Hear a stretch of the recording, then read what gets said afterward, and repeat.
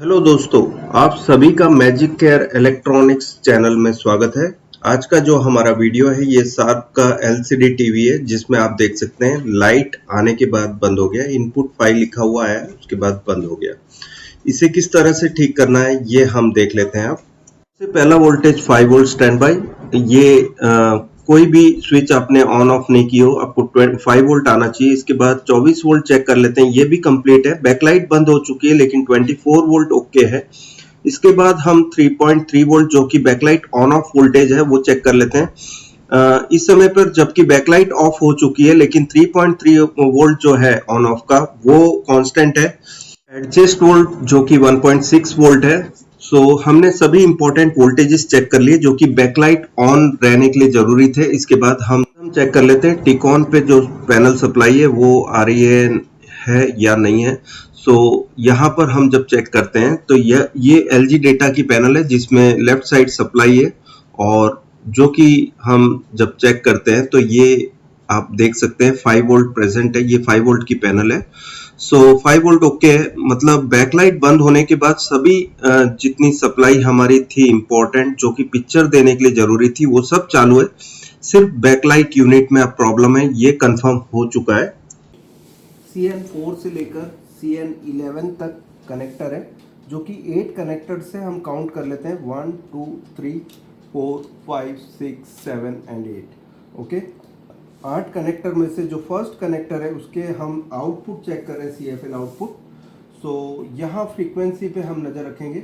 हम सारे CFL outputs जो हैं उनके आउटपुट चेक कर लेते हैं। फ्रीक्वेंसी एंड एम्पलीट्यूड दोनों ही हमें चेक करना होगा। यहाँ पर आप देख सकते हैं ये जो फ्रीक्वेंसी लिखा हुआ है यहाँ पर कुछ रीडिंग आएगी, हमें वो भी देखना है, और साथ में एम्पलीट्यूड कितना है वो भी हम चेक कर लेंगे। और जो CFL आउटपुट्स हमें लगेंगे कि डिम है वो हम पकड़ के चलेंगे कि वहाँ पे कुछ प्रॉब्लम्स हैं और उसको रेक्टिफाई करेंगे। सबसे पहले CN4 की रीडिंग ले लेते हैं। यहाँ पर हम जब ऑन करते हैं तो आप कुछ फ्रीक्वेंसी देख पाएंगे। यहाँ पर 65 किलोहर्ट्ज की सिग्नल बता रहा है। अभी हम इसको 2 kV की रेंज में रख देते हैं, दोबारा चेक करते हैं।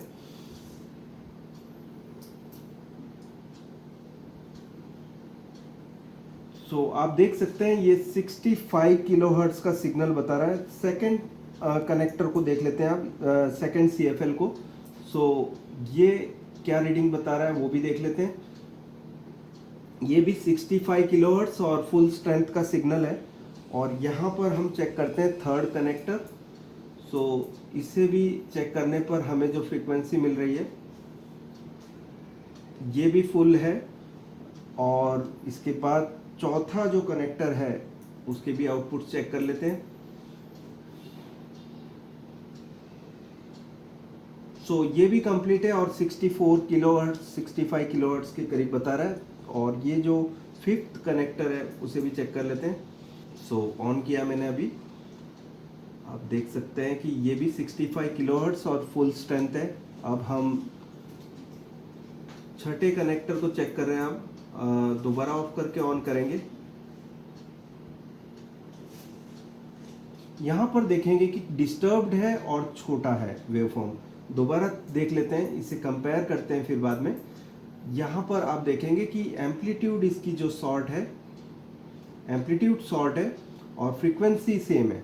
सो जो फ्रीक्वेंसी सेम है इसका मतलब जो ड्राइव बन रही है, ये जो IC है 9777 BD 9777 जो है वो सभी आउटपुट्स ओके निकाल रही है। लेकिन यहाँ CFL जो बैलेंस ट्रांसफार्मर के थ्रू आउट हो रहा है वो लो बन रहा है, एम्पलीट्यूड लो बन रहा है, फ्रीक्वेंसी सेम है। दोबारा चेक कर लेते हैं।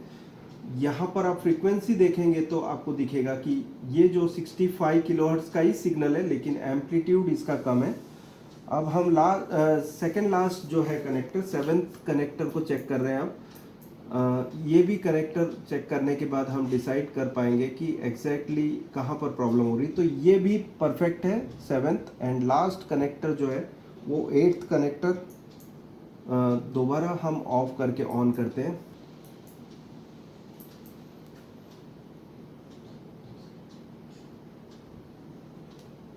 ओके, तो ये फुल कंप्लीट है सभी कनेक्टर्स। सिवाय के ये जो सिक्स्थ कनेक्टर है CN9, इसका जो लोकेशन नंबर है, इस पर जो ट्रांसफार्मर लगा है बैलेंस ट्रांसफार्मर, हम सभी बैलेंस ट्रांसफार्मर के ओम्स चेक करेंगे कि किस में प्रॉब्लम है, वो देख लेते हैं। आप देख सकते हैं कि यहाँ मैं मेज़रमेंट ले रहा हूँ। ये जो बैलेंस ट्रांसफार्मर का आउटपुट है, कोई भी रीडिंग नहीं दे रहा है ओम्स में, ये मेगा ओम्स में इनफाइनाइट बता रहा है। ओके, जो बैलेंस ट्रांसफार्मर्स हैं उनकी वैल्यू पहले चेक कर लेते हैं कि जो मैं दूसरा जो बैलेंस ट्रांसफार्मर है उसको कंपैरेटिव टेस्ट कर रहा हूँ, जो कि मैं CFL आउटपुट पे चेक कर रहा हूँ, तो मुझे 5.5 के की रीडिंग दे रहा है, जो कि ओके है। ये आउटपुट देने के लिए तैयार है, लेकिन हमने जो लास्ट देखा वो CFL आउटपुट जो है 1.2 किलोवोल्ट AC का, वो नहीं दे रहा है, जिसके वजह से ये सेट प्रोटेक्शन में जा रहा है। आसानी से सावधानी से आपको इसे निकालना होगा।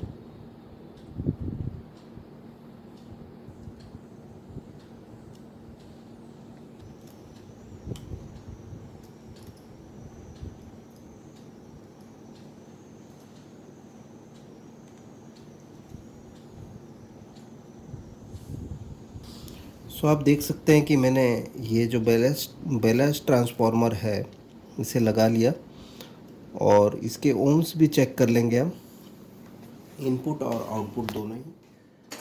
सो यहाँ पर मैंने ऑटो रेंज रखी हुई है ओम्स की, जितने भी ओम्स होंगे ये अपने आप ले लेगा। तो हम आउटपुट देख रहे हैं पहले, तो यहाँ आपको दिखेगा 5.7 के, और जो इनपुट है ये 2 वाइंडिंग्स, सो ये 0.9 और यहाँ पर 0.7। सो ये ओके है। अभी हम अब CFL कनेक्ट करके देख लेते हैं।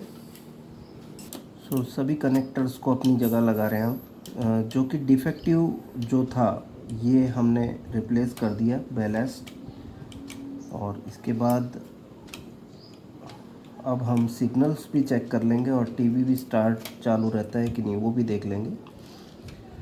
सो ये सभी कनेक्टर्स को हम अपनी अपनी जगह पे प्लेस कर लेते हैं पहले, और ये लास्ट वन। सो हमने दोनों तरफ के कनेक्शन कर दिए। एक तो इनपुट जो 24 volt and backlight on off के कंट्रोल भेज रहा है, और जो आउटपुट कनेक्टर्स हैं जो CFL आउट।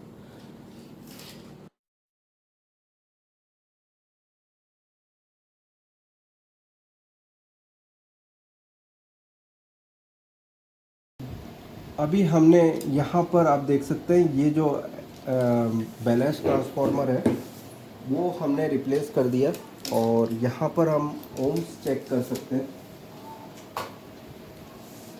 सबसे पहले मैं आपको ओम्स दिखा देता हूँ उसकी कितने हैं। सो ये बता रहा है 5.6 ओम्स जो हम चेक कर रहे हैं यहाँ पर। आप देख सकते हैं 5.6 5.4 के बता रहा है, और दूसरे भी हम कंपैरेटिव चेक कर लेते हैं, तो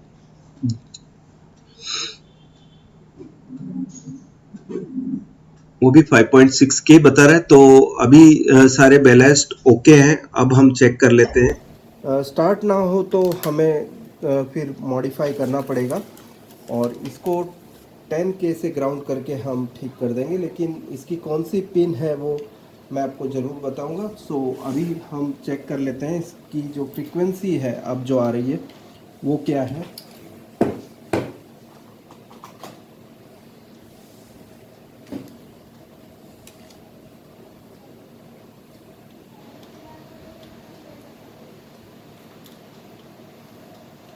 सो अभी आउटपुट पे हम मेज़र कर रहे हैं। सो यहाँ मैंने ऑन किया, और यहाँ फ्रीक्वेंसी आप देख सकते हैं ये 41.7 किलोहर्ट्ज़ की है। 41.7,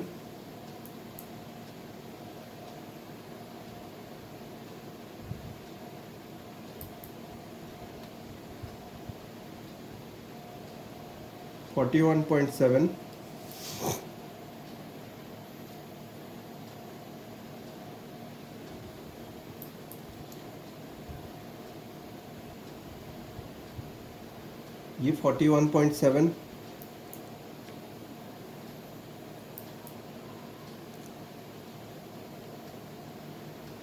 ये भी 41.7। अब लास्ट, सेकंड लास्ट, ये 41.7,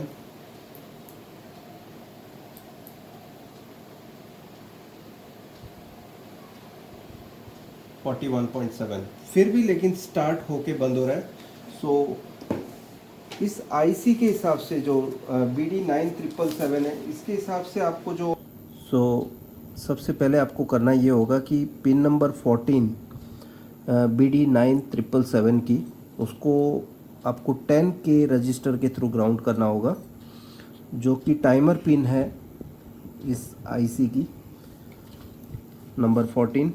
सो हम इसे रजिस्टर के थ्रू ग्राउंड कर रहे हैं। सो आप देख सकते हैं कि मैंने पीएफ के ऊपर लगा दिया। पिन पे थोड़ा सोल्डर करना मुश्किल होता है, तो मैंने पास के नियरेस्ट जो पीएफ थे उसके ऊपर इसको सोल्डर कर दिया है, और इसे हम प्रॉपरली इंस्टॉल कर देते हैं।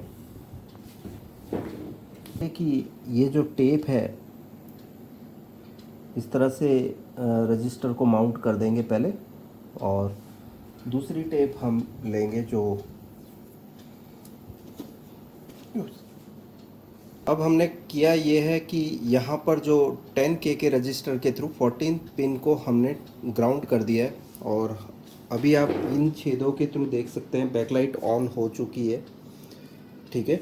और रास्टर देख लेते हैं पिक्चर ऑन हुआ है या नहीं।